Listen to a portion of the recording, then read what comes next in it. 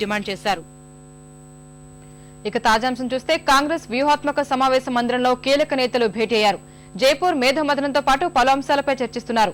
మరిన్ని వివరాలు మా ప్రతినిధి ప్రసాద్ నుండి తెలుసుకుందాం. ప్రసాద్, కాంగ్రెస్ కీలక నేతల భేటీ సారాంశం ఏంటి?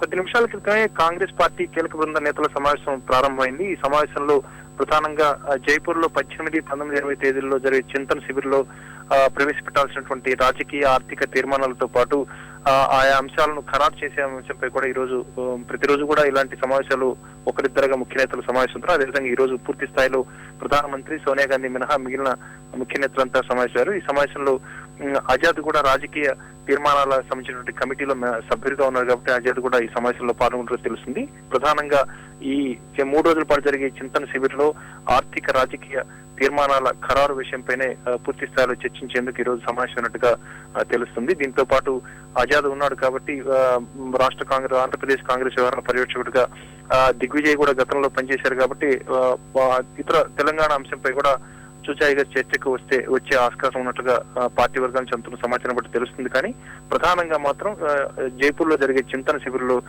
ప్రవేశపెట్టే రాజకీయ ఆర్థిక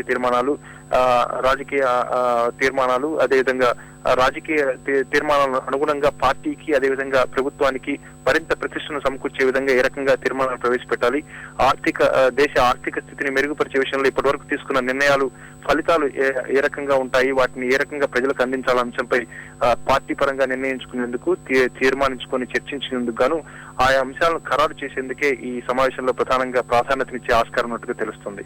ధన్యవాదాలు ప్రసాద్.